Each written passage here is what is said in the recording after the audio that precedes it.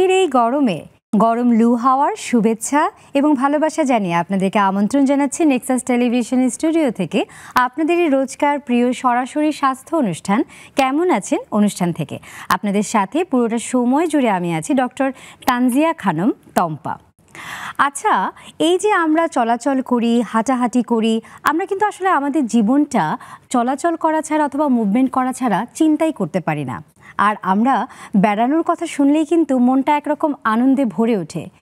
এই যে শুয়ে বসে না থেকে এই যে চলাচল করা অথবা দৌড়াদৌড়ি করা অথবা হাঁটাহাঁটি করার যে আনন্দ, এই আনন্দটা আমরা কখনো কখনো উদযাপন করি পাহাড়ে উঠে, কখনো সমুদ্রের জলে পা ভিজিয়ে, আবার কখনো দিক দিগন্তে বিভিন্ন জায়গায় ঘুরে বেরিয়ে।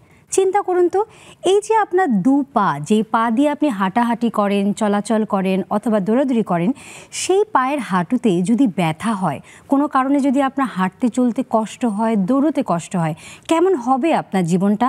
কোথায় যাবেন আর কী বা করবেন? জানেন কি কী কারণে হাঁটু ব্যথা হতে পারে? ঠিক ধরেছেন, আমরা আজ পুরোটা সময় জুড়ে কথা বলবো হাঁটু ব্যথা নিয়ে। আমাদের আজকের বিষয় হাঁটুর ব্যথা কেন হয়। বুঝতেই পারছেন, এই বিষয় নিয়ে আমাদের সাথে কথা বলার জন্য স্টুডিওতে উপস্থিত আছেন বিশেষজ্ঞ চিকিৎসক। জেনে নিই তার পরিচয়। আছেন doctor Mohammad Junaid, pain medicine specialist, Leavitt cancer hospital and super speciality centre. আসসালামু আলাইকুম, কেমন আছেন? আসসালামু আলাইকুম, আলহামদুলিল্লাহ ভালো আছি। জি, আজ তো আমরা আসলে গুরুত্বপূর্ণ একটি বিষয় নিয়ে কথা বলবো, হাঁটু ব্যথা কেন হয়। দর্শক, আমরা যে শুধু কথা বলবো তা কিন্তু নয়, আপনারাও আমাদের সাথে কথা বলতে পারেন। সেটা কিভাবে? নিচের স্ক্রিনে নাম্বার দেখানো হচ্ছে, সেই নাম্বারে ফোন করে ফেলতে পারেন ঝটপট। আমাদের অনুষ্ঠানটি ফেসবুক লাইভে যাচ্ছে, লাইক এবং কমেন্টসের মাধ্যমে আমাদের সঙ্গে যুক্ত থাকুন, শুনতে থাকুন, দেখতে থাকুন। আর হ্যাঁ, প্রশ্ন করতে ভুলবেন না আপনার যদি হাঁটু ব্যথা থেকে থাকে। স্যার, আমাদের আসলে আজকের বিষয় হাঁটু ব্যথা কেন হয়। অনুষ্ঠানটা আমরা শুরু করতে যাচ্ছি। প্রথমেই স্যার আপনার কাছে প্রশ্ন, হাঁটুর ব্যথা নিয়ে তো অনেক ধরনের রোগী আপনাদের কাছে আসে। এই হাঁটু ব্যথা নিয়ে যে রোগীরা আসে, কি কি কারণে মূলত এই হাঁটু ব্যথা হয়? আচ্ছা, আমাদের কাছে সাধারণত যারা আসেন, আমরা যদি তাদেরকে ক্যাটেগরাইজ করি, আমরা হয়তো বয়সের বেসিসে ক্যাটেগরাইজ করতে পারি। তাহলে ইয়াং যারা বা বয়সে কম যারা, তাদের একরকম কারণে হাঁটু ব্যথা হয়। আবার যারা একটু বয়োবৃদ্ধ, তাদের একটু মানে অন্য ধরনের, বা আমরা একটু বলি যে ডিফারেন্ট কারণে একটু হাঁটু ব্যথাগুলো হয়। যেমন সাধারণত ইয়াং যারা থাকে তাদের আমরা দেখি যে হয়তো ব্যথা পাওয়া, বা হয়তো অ্যাক্সিডেন্ট করেছে, স্পেশালি বাইক অ্যাক্সিডেন্ট, কিংবা হয়তো খেলতে গিয়ে পড়ে গিয়ে হাঁটু ব্যথা, হয়তো মেনিসকাল টিয়ার বা লিগামেন্টের যেগুলো আঘাত পেলে এটা হতে পারে। আর বয়স্কদের আমরা যেটা দেখি যে একটা স্পেশালি ফিমেলদের, তাদের হরমোন উইথড্রয়াল কারণে একটা ইস্যু থাকে। এছাড়াও যাদের বয়োবৃদ্ধি থাকে, হয়তো দেখা যায় ভিটামিন ডি ডিফিসিয়েন্সির কারণে ক্যালসিয়ামের মেটাবলিজম হ্যাম্পার হয়ে হচ্ছে, অথবা দেখা যায় যে কারোর স্বাভাবিক প্রক্রিয়ায়, হ্যাঁ, বা নিজের স্বাভাবিক ইনফ্লামেটরি রেসপন্সের কারণে বয়স বাড়ার সাথে সাথে হচ্ছে। তো আরেকটা জিনিস যেটা হলো যে আসলে অনেকে দেখা যায় যে একটু আর্লি চিন্তা করে যে আমার একটু বয়স হয়েছে, অতএব আমি বসে থাকি, মানে মুভমেন্টে থাকে না। তো না থাকার কারণেও দেখা যায় যে আমাদের শরীরটা আসলে এরকম যে আমরা should always go moving, we should move on what ever the thing is. কিন্তু আসলে জিনিসটা অনেক ক্ষেত্রে আমরা বুঝি না। আবার অনেকে আমাদের যে একটা বয়স হচ্ছে, এক একটা বয়সে আপনার শারীরিক এক একটা চেঞ্জ হয়। এই চেঞ্জটাকে আমাদের সম্মান দেখানো উচিত, এবং সেই অনুযায়ী সেটাকে আমাদের আমলে নিয়ে সেই অনুযায়ী আমাদের লাইফস্টাইলটাকে মডিফাই করে চলা উচিত। সেটা অনেক ক্ষেত্রে আমরা ভুলে যাই। আমরা যদিও মনের দিক থেকে সবসময় চাই যে আমাদের সেই বাচ্চাকালটা ধরে থাকুক, কিংবা আমাদের টিনেজটা ধরে থাকুক, কিন্তু আসলে আমাদের যে শারীরিক এজিং প্রসেস, সেটা সবসময় আমাদেরকে সেই জায়গাটায় যেতে পারমিট করে না। তো যার জন্য দেখা যায় যে ওয়্যার অ্যান্ড টিয়ার অফ চলতেই থাকে, এবং যার জন্য এই হাঁটুর ব্যথা। এবং আসলে আমাদের এই পায়ের যে মানে বিশেষ করে হাঁটুর যে জয়েন্ট, আমরা তো আসলে জানি যে আমাদের শরীরের যে 206টা হাড়, তার মধ্যে এই হাড়গুলো বেশ লম্বাও, বড় এবং শক্ত। কিন্তু আসলে যেহেতু পুরো শরীরটাই আসলে ভর করে থাকে, এই হাঁটুটার উপরে দেখা যায় যে খুব মানে একটা মানে ভর, অথবা দেখা যায় খুব ডিপেন্ডেন্ট চলে আসে, যার জন্য এটা ক্ষয়ও হয় আসলে অনেক বেশি। আপনার কাছে প্রশ্ন, আপনি তো আসলে বললেন যে বয়স ভেদে হাঁটু ব্যথার একটা প্রকারভেদ থাকে।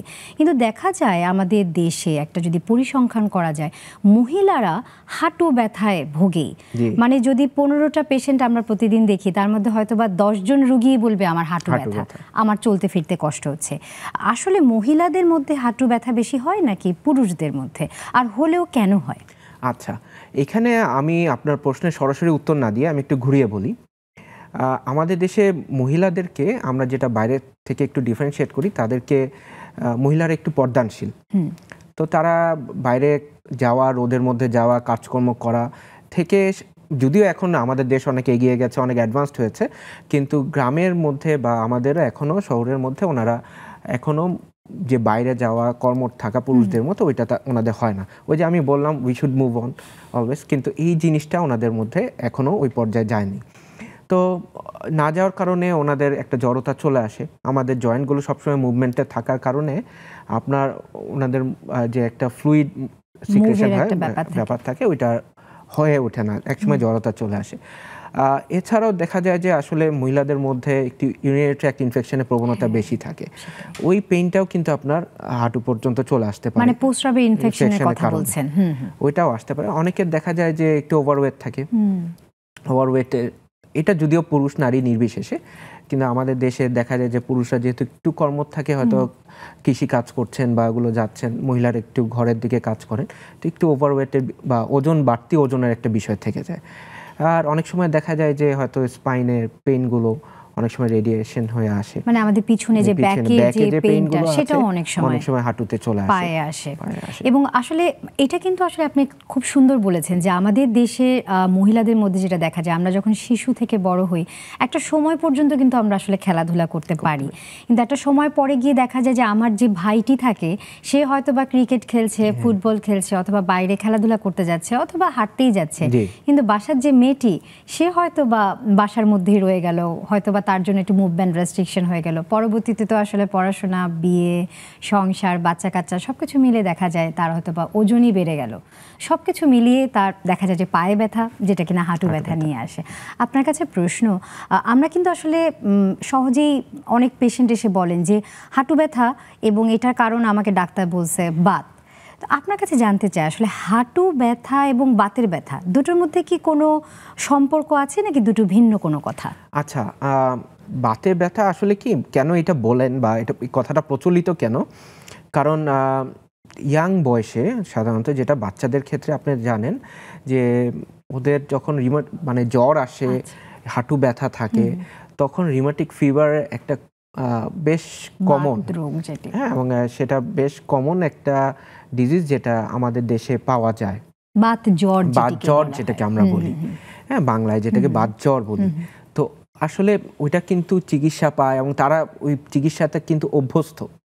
আমি রুগীদের সাথে যখন মিশি আমি দেখি ওরা কিন্তু ওই চিকিৎসাতে অভ্যস্ত এবং তারা জানে যে কি ওষুধ পেতে হবে, অনেকে জানে যে 5 বছর ওষুধ খেতে হবে, কি ওষুধ খেতে হবে, এগুলোতে তারা অভ্যস্ত। তো যার জন্য এই কথাটা প্রচলিত হয়ে গেছে যে আমার হাঁটুতে ব্যথা মানে বাতে ব্যথা। আসলে বাতটা ওই বাত জ্বর থেকে এসেছে।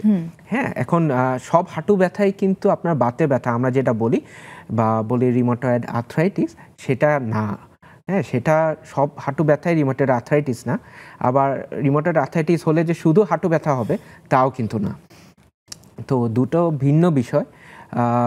আপনার এটার সাথে আমাদের রুগীর যে উপসর্গগুলো এবং সাথে আমাদের যে ক্লিনিক্যাল ইভালুয়েশন এবং কিছু মার্কার আছে, যেগুলো রক্তের কিছু মার্কার আছে, যেগুলো আমাদেরকে এই ডায়াগনোসিস করতে সহায়তা করে যে রুগীটির আসলে বাতে ব্যথা না তার অন্য কোনো কারণে হাঁটু ব্যথা। এই পর্যায়ে জানতে চাই আসলে বাত রোগটা তো খুব সুন্দর করে বুঝিয়ে বললেন। আমরা কিন্তু অনেকেই শুনি যে আসলে অস্টিওপোরোসিস, অস্টিও আর্থ্রাইটিস, অনেক রোগী আবার এসে বলে যে আমার তো হাড্ডি থেকে ক্যালসিয়াম চলে গেছে, ক্যালসিয়াম শুকায় গেছে। আবার কেউ এসে বলে যে আমার হাড্ডি শুকিয়ে গেছে। আসলে এই ব্যাপারগুলো কি, মানে এগুলো যদি একটু ভেঙে বলতেন তাহলে আমাদের দর্শকদের বুঝতে সুবিধা হতো। আচ্ছা, আমাদের দেশে আসলে কি, আপনার যখন কোনো ওষুধের দোকানে যায় কেউ, তার তো আসলে প্রেসক্রিপশন লাগে না। তো প্রেসক্রিপশন না লাগলে দেখা যায় যে যখন কারোর কোনো ব্যথা হচ্ছে বলে কোনো জায়গায়, কতগুলো আমরা বলি যে এনএসএআইডস বা ব্যথার ওষুধ যেগুলো, এগুলো আপনার একটা করে পায় একটা করে ক্যালসিয়াম পায়, একটা করে গ্যাসের ওষুধ পায়। তো তারা ধরেই নেয় যে তাদের হয়তো ক্যালসিয়ামের ঘাটতি আছে এবং সেই কারণে এই ওষুধটা তাকে দেওয়া হয়েছে। এবং অনেক ক্ষেত্রে দেখা যায় যে ইভেন ব্যথার ওষুধ খেয়ে তার গ্যাস্ট্রিক আলসারও হয়ে যাচ্ছে, কিডনির ক্ষতিও হচ্ছে, কিন্তু এটা কিন্তু সে জানে না, না জেনে তার অজ্ঞতার কারণে এই জিনিসটা হচ্ছে। তো আসলে কি ক্যালসিয়ামের ডেফিসিয়েন্সি আছে কি নাই এটাও কিন্তু আমরা একটা পরীক্ষার মাধ্যমে জানতে পারি। এটার জন্য ক্লিনিক্যাল ইভ্যালুয়েশন দরকার আছে। আপনি নিশ্চয়ই জানেন যে ক্যালসিয়ামও একটি ওষুধ, এটিও অতিরিক্ত মাত্রায় খেলে আমাদের শারীরিক ক্ষতির সম্ভাবনা আছে। তো এই যে ক্যালসিয়ামের ঘাটতি বা ক্যালসিয়াম বাড়তি বা কম বা হাড্ডি শুকিয়ে যাচ্ছে, এটা আসলে যেটা আমার ধারণা, তারা বিভিন্ন কোয়াকের কাছে বা হয়তো ওষুধের দোকানদারের কাছে গিয়ে তারা এগুলো শুনে, আর যেটা কমন প্র্যাকটিস সেটা হচ্ছে যে একটা ক্যালসিয়াম খেলো, একটা ভিটামিন খেলো, কিংবা একটা ব্যথার ওষুধ খেলো, তার ব্যথাটা সেরে গেল। কিন্তু এই ক্ষেত্রে কিন্তু তার ডায়াগনোসিসটা হচ্ছে না, ওনার যে রোগ সেটা ধরা পড়ছে না, ওনার অ্যাপ্রোপ্রিয়েট চিকিৎসাটা হচ্ছে না, যার জন্য আপনার ফলশ্রুতিতে যেটা লং টার্ম এফেক্ট বলি আমরা, বা ভবিষ্যতে গিয়ে ওনার একটা জটিলতা দেখা যায়। এবং আসলে এই জটিল আকার কি কি ধারণ করতে পারে? তবে তার আগে আপনার কাছে জানতে চাই, এই যে আপনার হাঁটু ব্যথার যে বিভিন্ন কারণ, বাত জ্বর, বাত রোগ অথবা অস্টিওপোরোসিস, অস্টিওআর্থ্রাইটিস, এগুলো নিয়ে তো আরও ভেঙে কথা বলবই, কিন্তু এই হাঁটু ব্যথা নিয়ে কখন আপনাদের কাছে রোগীরা আসে? বিশেষ করে আপনি তো পেইন মেডিসিন নিয়ে যেহেতু কাজ করছেন, নিশ্চয়ই প্রচণ্ড ব্যথা নিয়ে আসে। তো ব্যথার আসলে ধরনগুলো কি থাকে এবং আরও বিপজ্জনক কি কি সাইন দেখলে তখন আপনারা চিকিৎসা দিতে আসলে উদ্ভূত হন অথবা চিকিৎসা দিতে চান? আচ্ছা, এটা খুব সুন্দর প্রশ্ন করেছেন। আমি এখানে বেশ কয়েকটা প্রশ্ন, তো আমি একটা একটা করে আগাই। তবে এই উত্তরটিতে যাবার আগে একজন দর্শকের একটা ফোন নিয়ে নিতে চাই। একজন দর্শক আমাদের সঙ্গে যুক্ত হয়েছেন। দর্শক কে আছেন আমাদের সাথে? হ্যালো, আসসালামু আলাইকুম। ওয়ালাইকুম সালাম। আসসালামু আলাইকুম। জি, ওয়ালাইকুম আসসালাম। দর্শক, জি, প্রশ্নটি করুন, আপনার বয়সটি বলে।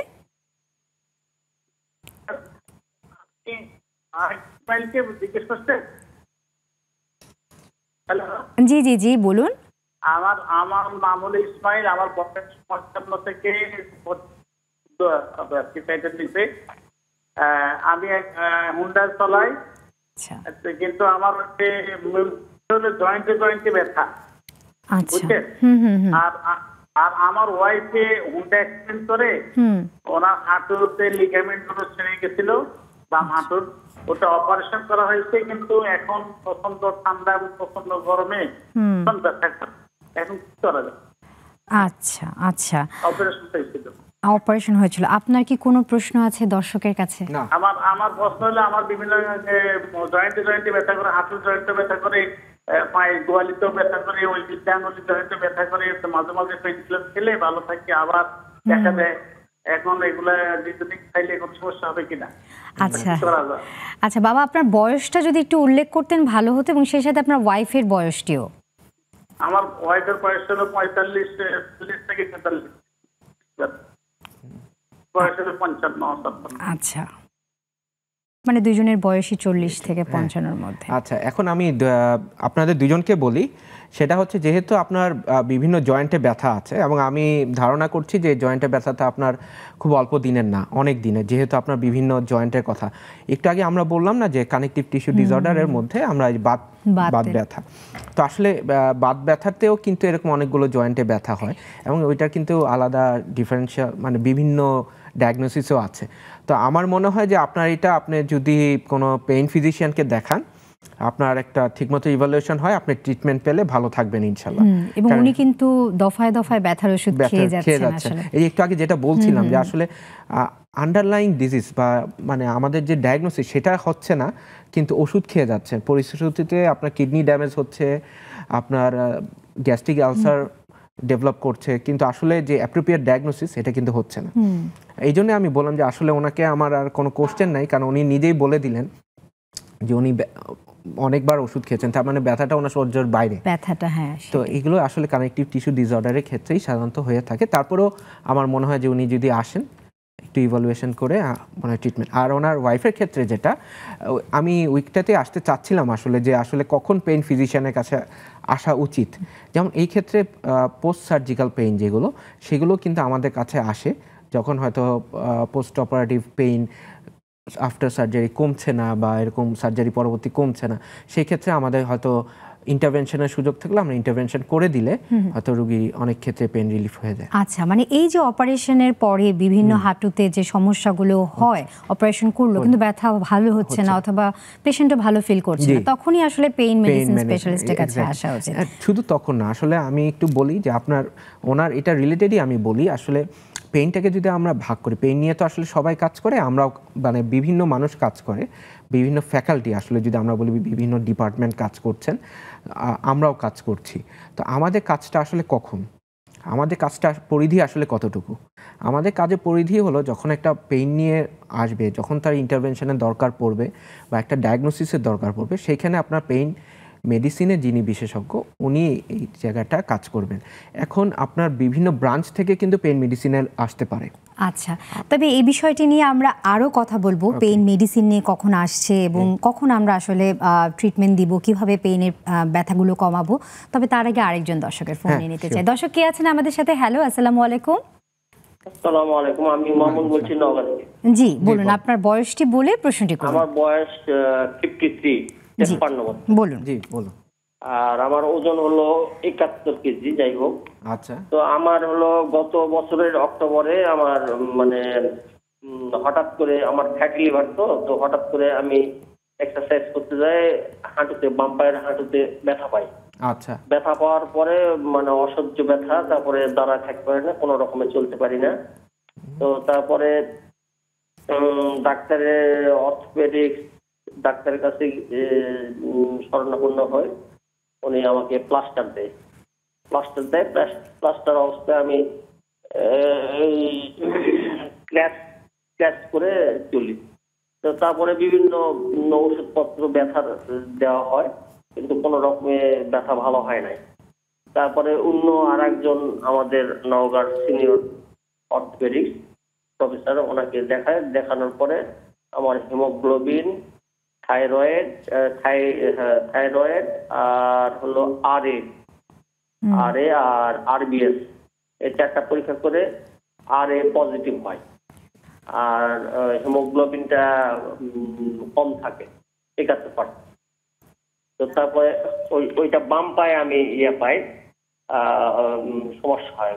বাম পায়ের কারণে মানে চলাফেরা করতে যায় ডান পায়ের উপরে ভর করে, তখন ডান পায়েও ব্যথা করে।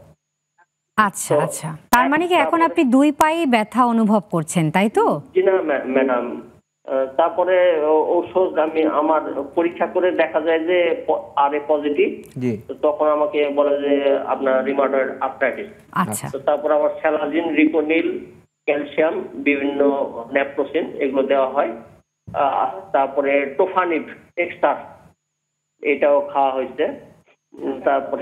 তারপরে আবার আমি ওষুধগুলো কন্টিনিউ করার পরে ঢাকাতে আবার পরীক্ষা করি, তখন অ্যান্টি-সিসিপি অ্যান্টিবডি টেস্ট করি। জি, ওটা কি তারপর দেখা যায় যে নেগেটিভ। আচ্ছা, তারপরে আমি সব মানে ওষুধ বাদ দিয়ে টোফানি, যেহেতু টোফানি খেলে নাকি নিউমোনিয়া হতে পারে, এই কারণে আমি ওই। আচ্ছা, এখন কি জানতে চাচ্ছেন?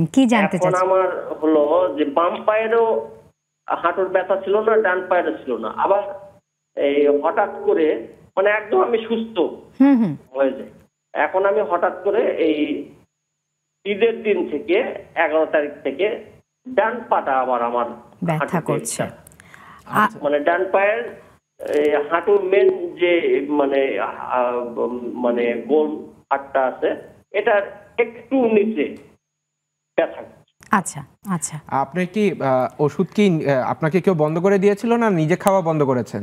আমি ঔষধ বন্ধ করে দিয়েছিলাম নিজের থেকে। আচ্ছা, কেন নিজে থেকে কেন বন্ধ করলেন?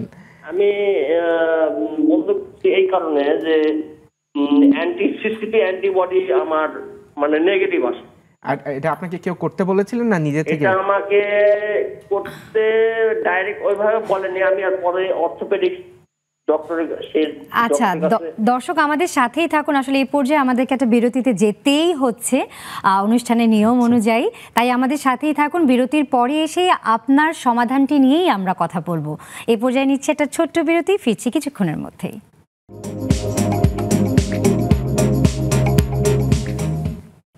বিরতির পরে আপনাদেরকে আবারও স্বাগত আজকের কেমন আছেন অনুষ্ঠানে। আমরা কথা বলছিলাম হাঁটুর ব্যথা কেন হয়। আমাদের সাথে আছেন pain medicine specialist doctor Mohammad Junaid, Labaid cancer hospital and super speciality centre. বিরতিতে যাবার আগে আমাদেরকে একজন দর্শক ফোন দিয়েছিলেন যার ডায়াগনোজ হয়েছিল রিউম্যাটয়েড আর্থ্রাইটিস হিসেবে এবং তিনি বেশ কিছু ওষুধও খাচ্ছিলেন, কিন্তু ওষুধগুলো আসলে বন্ধ করে দেওয়ার জন্যে তার ব্যথাটা কি আবার ফিরে এসেছে নাকি নতুন করেই ব্যথার সূত্রপাত হচ্ছে, সেই প্রশ্নের উত্তরেই ফিরছি ডক্টর মোহাম্মদ জুনায়েদের কাছে। আচ্ছা, যখন উনি ওষুধ খাচ্ছিলেন তখন কিন্তু ওনার ব্যথাটা কন্ট্রোলে ছিল। উনি নিজে ছেড়ে দেওয়াতে আসলে যেটা সেলফ মেডিকেশন মানে নিজে নিজে মেডিকেশন করাতে ওনার ব্যথাটা কিন্তু আবার ফেরতে এসছে আমি ধারণা করছি। তো যদিও এটা একটু ইভ্যালুয়েশন দরকার। তো আসলে এইসব রিউমাটয়েড আর্থ্রাইটিস বা এই টাইপের বাতের ব্যথা যাদের থাকে তাদের ওষুধটা লাইফ লং খেতে হয় আনলেস অ্যান্ড আনটিল কোনো কন্ট্রাইন্ডিকেশন থাকে যে কারণে আমি ওষুধটা খেতে পারবো না। কিন্তু সেই ক্ষেত্রেও আপনার অন্যান্য ওষুধ আছে, সেকেন্ড লাইন ড্রাগস আছে, ভালো ভালো ওষুধ এসছে আজকাল। ইভেন ইন্টারভেনাস ড্রাগ আছে, ইন্টারভেনশন আছে, তো অনেক অপশন আছে। মানে ইনজেকশন দিয়েও আসলে আমরা অনেক ওষুধ দিতে পারি এবং যেটা আমি বললাম যে উই শুড মুভ অন। তো থেমে থাকার আসলে সুযোগ নেই। আর রিউমাটয়েড আরএফ টেস্ট বলেন এবং অ্যান্টিসিসিপি বলেন, দুটোরই কিন্তু রোল আছে। একটা সেন্সিটিভিটি এবং স্পেসিফিসিটি দুটোর ডিফারেন্ট হলেও দুটোরই রোল আছে। যেহেতু ওনার এসেছে এবং ওইটা কার্যকর ছিল, আমার মনে হয় যে উনি একজন ব্যথা বিশেষজ্ঞের শরণাপন্ন হলে ইভালুয়েট করে আসলে বের করা দরকার যে ওনার রিউমাটয়েড আর্থ্রাইটিস আছে কিনা। থাকলে এটা ট্রিটমেন্টে কিন্তু লাইফ লং। আপনি সুস্থ হয়ে গেলাম, ওই যে আমি বললাম প্রত্যেকটা বয়সকে আমাদের সম্মান দিতে হবে। আমাদের যদিও ইচ্ছা করে যে আমি হয়তো সেই তরুণ বয়সে থাকবো, দৌড়াবো, খেলবো, ইয়াং বয়সের মতো হয়তো মাঠে দৌড়াবো, ফুটবল খেলবো, ক্রিকেট খেলবো, বা স্কুলে যেরকম ছিলাম, কলেজে। আসলে প্রত্যেকটা বয়সকে আমাদের সম্মান দেখাতে হবে। সেই বয়সটাকে যদি আমি সম্মান দেখাতে পারি, সেই বয়স অনুযায়ী আমার নিজের চাল চলন আমি মডিফাই করতে পারি, তাহলে আমার মনে হয় যে অনেক ক্ষেত্রে আমাদের জন্য ব্যথাগুলো আরেকটু সহজ হবে। দর্শক, আপনাকে আপনার প্রশ্নের জন্য অসংখ্য ধন্যবাদ। নিশ্চয়ই আপনার উত্তর আপনি পেয়েছেন এবং অবশ্যই একজন ব্যথা বিশেষজ্ঞের কাছে গিয়ে আপনি যদি আপনার প্রবলেমের কথা বলেন এবং আরেকটু যদি আসলে ইভ্যালুয়েশন করা যায়, একটু টেস্ট করে ওষুধগুলো যদি আবার শুরু করা যায়, নিশ্চয়ই আপনি ভালো থাকবেন এবং হাঁটুর ব্যথাটা আপনাকে কষ্ট দেবে না।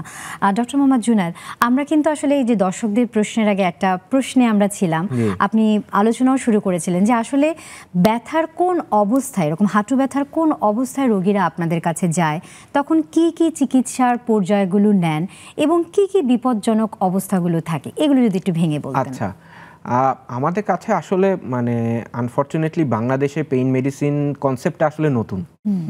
বাইরের দেশে এটা একটা মাল্টিডিসিপ্লিনারি অ্যাপ্রোচ। মাল্টিডিসিপ্লিনারি বলতে বিভিন্ন ব্রাঞ্চ থেকে বিভিন্ন, যেমন ধরেন আপনার নিউরোমেডিসিন বলেন, নিউরোসার্জারি বলেন, অর্থোপেডিক্স বলেন, সাইকিয়াট্রিস্ট বলেন, হ্যাঁ, বিভিন্ন ব্রাঞ্চ থেকে ওনারা অ্যানাস্থেসিওলজিস্ট, এদের তো অ্যানাস্থেসিওলজিস্টের একটা উইংই কিন্তু পেইন মেডিসিন। তো এই প্রত্যেকটা ডিপার্টমেন্ট থেকে ওনারা ফেলোশিপ করেন ইন্ডিভিজুয়ালি পেইন মেডিসিনের উপর। আচ্ছা, বাইরের দেশে এটা একটা সুযোগ থাকে। স্যার, আমরা এই বিষয়টা নিয়ে আরো কথা বলবো, আগাবো। তবে আমাদের সাথে আরেকজন দর্শক যুক্ত হয়েছেন। দর্শক কে আছেন আমাদের সাথে? হ্যালো, আসসালামু আলাইকুম। ওয়ালাইকুম আসসালাম। জি দর্শক, জি আপনার নাম এবং বয়সটি বলে প্রশ্নটি করুন, কি জানতে চাচ্ছেন? আমার নাম মোহাম্মদ সাইদুল ইসলাম, আমি দিনাজপুর থেকে বলছি। জি বলেন। জি, প্রশ্নটি করুন। আমি বিগত 6 বছর আগে আমার বাম হাঁটুর নিচে আমি আঘাত খাইছি। আচ্ছা, তখন আমি ওই ওষুধ খাইছি, ডাক্তার দেখাইছি, তখন কমে গেছে। হঠাৎ করে 5-6 মাস আগে আমি একটু স্লিপ করছি ছাদের উপর, তখন প্রয়োজন নেই, সেই থেকে আমার এই হাঁটুর নিচে আর এই হাঁটুর ভিতরে, আর যখন আমি নামাজ পড়তে বসি, সেজদায় বসি, তখন আমার এই যে পুরো রক ছিঁড়ে যায়, বসতে পারি না, খুব কষ্ট হয়। তাহলে আমি 1 সপ্তাহ আগে আমাদের পিরোজপুর সদর হাসপাতাল অর্থোপেডিক ডাক্তার দেখাইছি, তাহলে পেইনটা একটু কমছে, লেকিন আমি হাঁটতে গেলে আমার হাঁটুর গিটের মধ্যে প্রচুর পরিমাণ ব্যথা হয়, আমি হাঁটতে পারি না। আচ্ছা, খুব কষ্ট হয়। আচ্ছা, আপনার এই হাঁটু ব্যথা তো আপনি বললেন 6 মাস ধরে, তাই না? নতুন করে জি জি। আচ্ছা, এই 6 মাস ধরে ব্যথা কি আপনার হাঁটুতেই থাকে না উপরে নিচে কোথাও যায়? না না, হাঁটুতেই থাকে। হাঁটুতেই থাকে। শুধু এক হাঁটু নাকি? জি জি। না না, এক হাঁটুই থাকে। আচ্ছা, এক হাঁটু। এটা কি সবসময় থাকে না বাড়ে কমে দিনের বেলা, সারা দিনের মধ্যে? না, বাড়ে কবে বলতে আমি হাঁটাহাঁটি করলে আবার বাড়ে। হাঁটাহাঁটি করলে বাড়ে। আর ঘুম থেকে ওঠার পরে? ঘুম ওঠার পরে অতটা থাকে না, কম থাকে। কম থাকে। আচ্ছা, ঠিক আছে। আর এমনি আপনি যদি বসে রেস্ট নেন বা এগুলো রেস্ট নিলে বা এগুলো করলে কি কমে ওষুধ খেলে? জি জি জি জি। হাঁটাহাঁটি না করলে আমি ব্যথা লাগে না। আচ্ছা, ওষুধ খেলে কমে যায় তাই তো? জি। আচ্ছা, ঠিক আছে। আচ্ছা দর্শক, আপনাকে আপনার সুন্দর প্রশ্নের জন্য অসংখ্য ধন্যবাদ। আমাদের সাথেই থাকুন, আপনার বিষয়টি নিয়েই আমরা এখন আলোচনা করব। আচ্ছা, ওই যে যেটা বলছিলাম আর কি, সাধারণত এইসব রোগীরা প্রথমত আসে আমাদের কাছে এবং যেগুলো এই ক্ষেত্রে ইভালুয়েট করা দরকার যে আসলে ওনার ব্যথাটা কিসের জন্য হচ্ছে। হতে পারে এখানে হয়তো কোনো ইনজুরি থাকতে পারে, হতে পারে ইভেন ইউরিক অ্যাসিড বেশির জন্য হতে পারে, আচ্ছা, হতে পারে তার কোনো আর্থ্রাইটিক চেঞ্জের কারণে, বাতের কোনো চেঞ্জ হচ্ছে কিনা, বাতের কোনো চেঞ্জ হচ্ছে কিনা। যেহেতু একটা সিঙ্গেল জয়েন্ট, লার্জ জয়েন্ট এবং 6 মাস ধরে ব্যথা, তো আমরা 12 সপ্তাহ বেশি ব্যথা হলে সেটাকে কিন্তু ক্রনিক পেইন বলি। আচ্ছা, হ্যাঁ, যদি আমরা অ্যাকিউট ফেজটা উনি পার করে ফেলেছেন, অ্যান্ড ক্রনিক পেইনে এখানে আমাদের কিছু ওরাল মেডিকেশন আছে। ওরাল মেডিকেশনগুলো ফেল হলে আমরা সেখানে ইন্টারভেনশনে যেতে পারি। ইন্টারভেনশন মানে অপারেশনেরও দরকার হতে পারে? অপারেশন বলতে আসলে ঠিক অপারেশন না, আমাদের হাঁটুতে ঘিরে রয়েছে জেনিকুলার নার্ভের ব্রাঞ্চগুলো। আচ্ছা, তো বিভিন্ন দেশে এটা নিয়ে আপনার রিসার্চ পেপার আছে যে কোনো রিসার্চে তারা বলে যে 3টা branch, superior medial, superior lateral এবং ইনফিরিয়র মিডিয়াল ব্রাঞ্চটাকে যদি আমরা জেনিকুলার নার্ভ ব্লক দেই এবং যদি এটা পজিটিভ আসে, মানে 50% বেশি ব্যথা রিলিফ হয় থ্রু লোকাল অ্যানাস্থেশিয়া, তাহলে এটাকে পজিটিভ ধরি। আচ্ছা, এবং পরবর্তীতে আমরা যদি আরএফএ করে দিই তো দেখা যায় যে 1 বছর থেকে 3 বছর পেন ফ্রি থাকে, অনেক ক্ষেত্রে লাইফ লং পেন ফ্রি থাকে। এটাকে আমি বলছি ইন্টারভেনশন। আচ্ছা, যদি ধরেন কারোর, আমরা যদি অস্টিও আর্থ্রাইটিস চিন্তা করি, বা এক্সাম্পল দেওয়ার জন্য আমি বলছি, যেমন ধরেন গ্রেড 1, গ্রেড 2, ইভেন গ্রেড 3তেও কিন্তু আপনার সার্জারি ইন্ডিকেটেড না, গ্রেড 4 হলে সার্জারি ইন্ডিকেটেড। তো যাদের গ্রেড 1, গ্রেড 2 বা গ্রেড 3তে সিভিয়ার পেইন, তাদের ক্ষেত্রে কিন্তু এই আরএফএ এখন ওয়ার্ল্ড ওয়াইড রেকগনাইজড এবং এভিডেন্স বেসড প্র্যাকটিস। তো সেটা কিন্তু আপনার ইন্টারভেনশন, সেটাই হচ্ছে আমরা করি। আচ্ছা, তার মানে হচ্ছে এই যে আমাদের হাঁটু মানে যে হাড্ডিটা, অস্থি সন্ধি বিভিন্ন কিছু, এগুলোকে কিন্তু আসলে সাপোর্ট দেওয়ার জন্য স্নায়ু থাকে। তো সেই স্নায়ুগুলোর কাজটাকে আপনারা ব্লক করে দেন এবং এই কাজটা বাংলাদেশে একেবারেই আপনারা নতুন ঘরানা হিসেবে শুরু করেছেন এবং এটা অবশ্যই যারা হাঁটু ব্যথায় ভুগছে তাদের জন্য একটা আশাবাদী। হ্যাঁ, অনেক, এবং এটা তারা পেইন রিলিফ।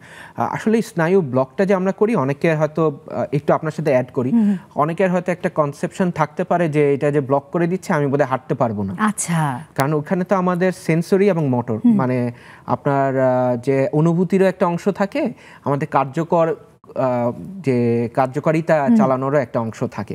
কিন্তু আরএফএ মেশিনগুলো যেগুলো মডার্ন মেশিন আজকাল, সেগুলোতে আপনার মোটরগুলোকে স্পেয়ার করার সুযোগ থাকে টেস্ট করে। তো আপনার কিন্তু স্বাভাবিক চলাফেরা স্বাভাবিক থাকবে, আপনি শুধু ব্যথার জায়গাটুকু পুড়িয়ে দেওয়া, মানে শুধু আমি যে সেন্স করব ওইটাই শুধু বন্ধ করে দেওয়া।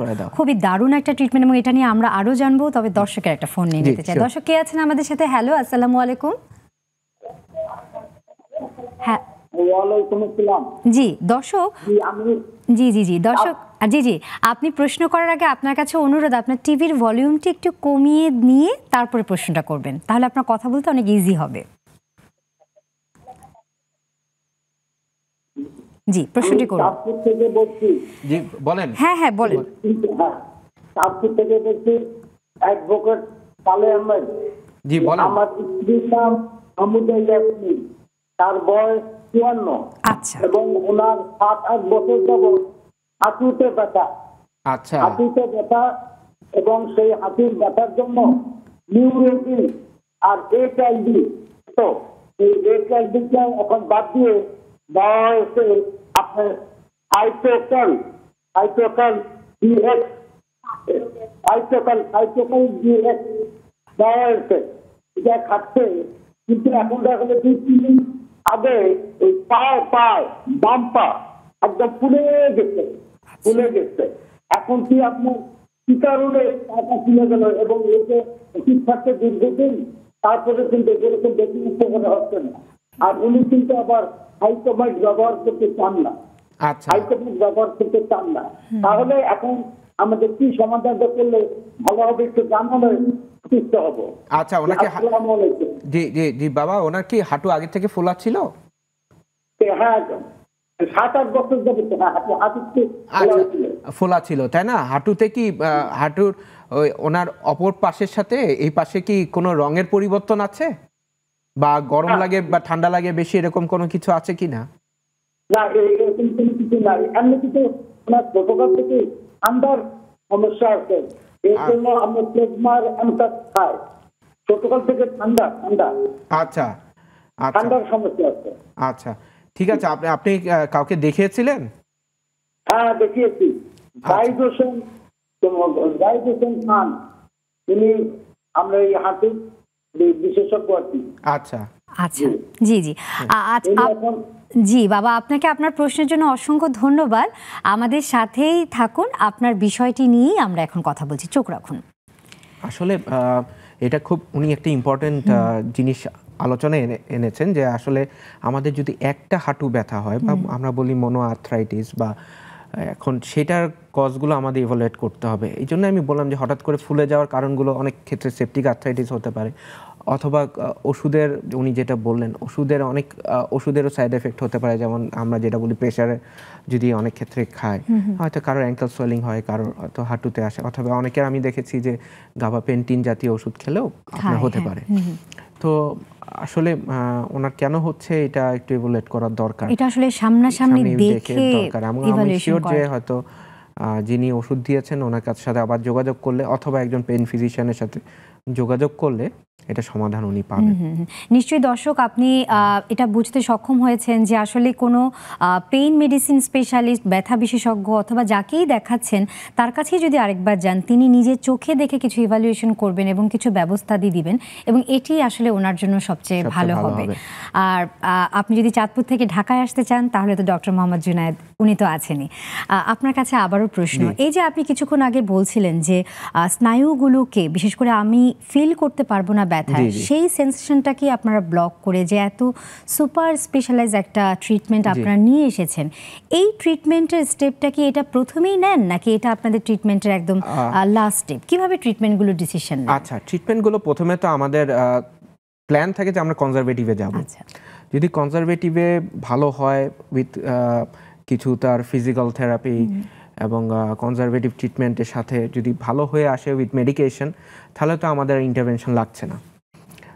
আপনি যদি বলেন যে আমরা যেটা বাইরের দেশে প্র্যাকটিস হয়, স্পেশালি ইউএসএ বা ইউকে বা সাউথ ইস্ট এশিয়া, যেগুলো ওয়েল ডেভেলপড কান্ট্রি আমরা বলি, সেসব দেশে আসলে ওনারা ব্লক দিয়ে দেখেন, যে জেনিকুলার নার্ভ ব্লক বা ব্লকগুলো দিয়ে দেখেন যে আসলে ব্লকটা কার্যকর কিনা।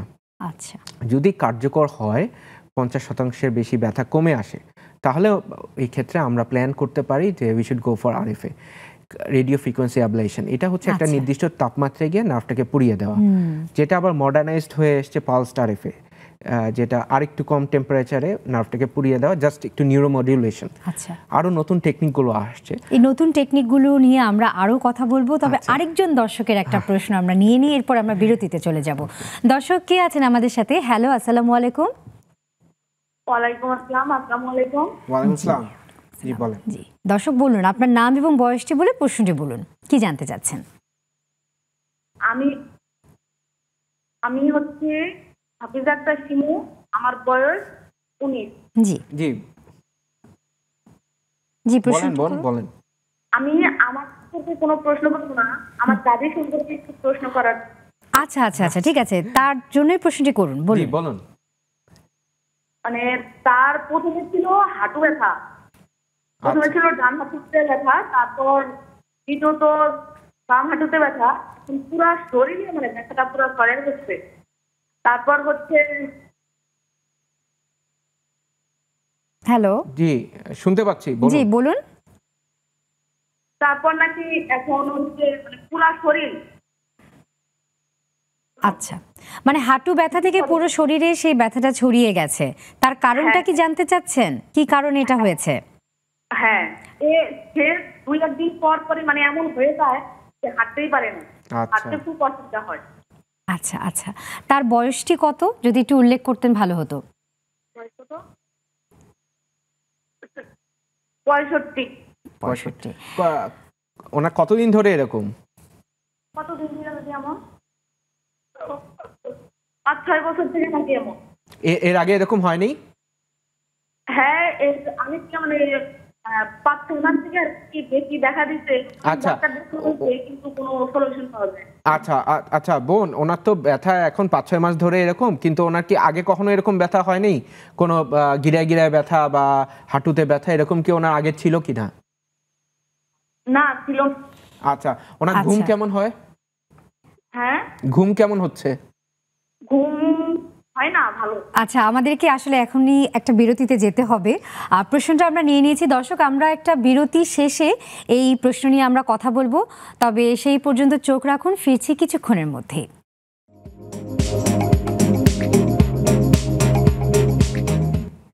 বিরতির পরে আপনাদেরকে আবারও স্বাগত। আমরা কথা বলছিলাম হাঁটুর ব্যথা কেন হয়। বিরতিতে যাবার আগে একজন দর্শক আমাদেরকে ফোন দিয়েছিলেন।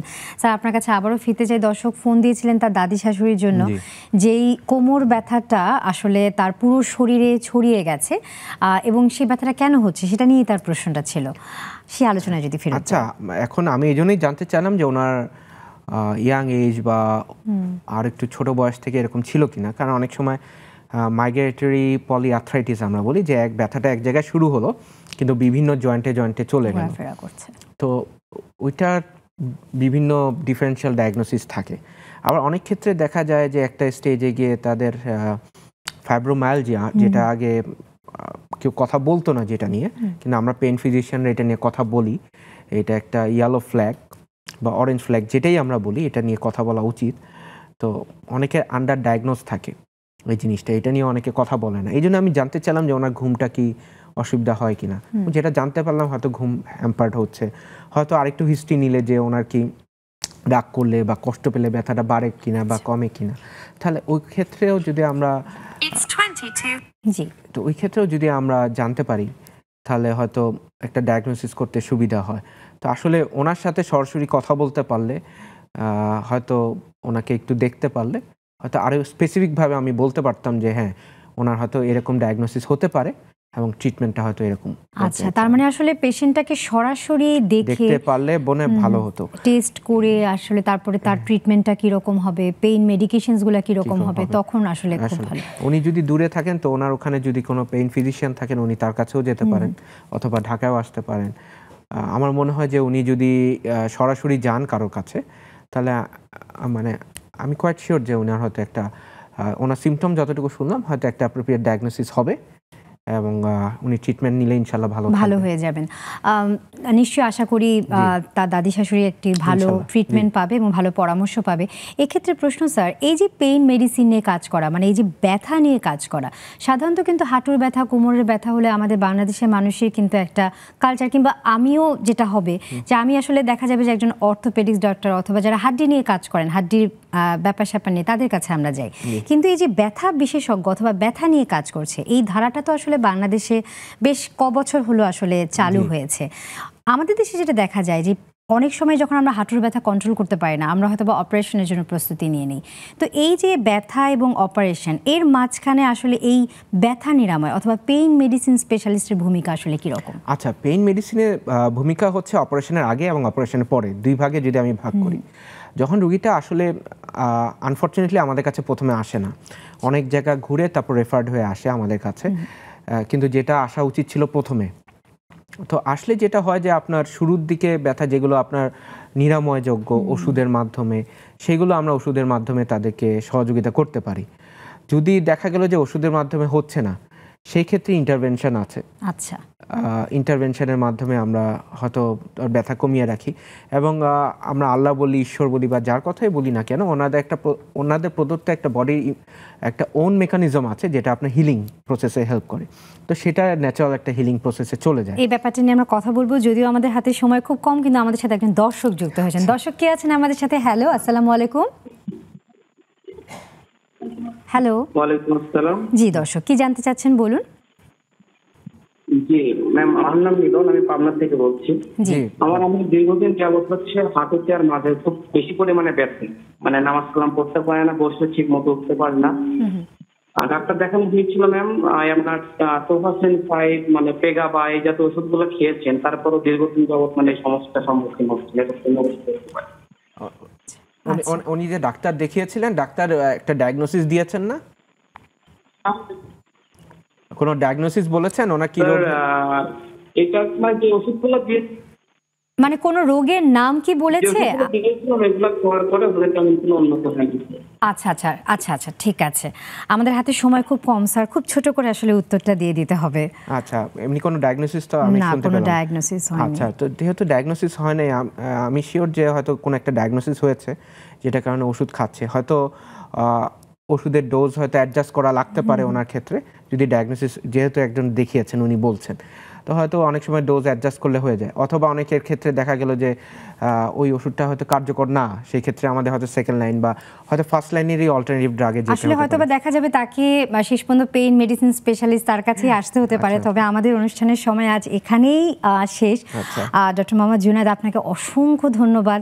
আপনি এত সুন্দর ইনফরমেশন পরামর্শ দিয়ে আমাদের দর্শকদেরকে উপকৃত করেছেন। আপনাকে থ্যাংক ইউ ভেরি মাচ আমাকে এখানে ডাকার জন্য। আশা রাখি সবার যদি উপকার হয়। দর্শক আপনাদেরকেও অসংখ্য ধন্যবাদ যারা এতক্ষণ আমাদের সাথে ছিলেন। আসলে হাঁটুর ব্যথায় এই যে ব্যথা নিরাময় বিশেষজ্ঞ, এই বিষয়টি একেবারেই আমাদের বাংলাদেশে নতুন। তাই যারা হাঁটুর ব্যথায় ভুগছেন, ব্যথা নিরাময় বিশেষজ্ঞরা আছেন, তাদের সাথে যোগাযোগ করুন এবং হাঁটুর ব্যথা কেন হচ্ছে সেটা বোঝার চেষ্টা করুন এবং নিজেদের শারীরিক যে চলাফেরা সেটিতে আসলে নিয়ম কানুন মেনে চলার চেষ্টা করুন। আজ এই পর্যন্তই, দেখা হবে নিশ্চয়ই সামনে আগামীতে সেই পর্বে। সে পর্যন্ত সবাই ভালো থাকুন, সুন্দর থাকুন, সুস্থ থাকুন এবং দেশকে ভালোবাসুন। আর সাথে নেক্সাস টেলিভিশনের সাথেই থাকুন।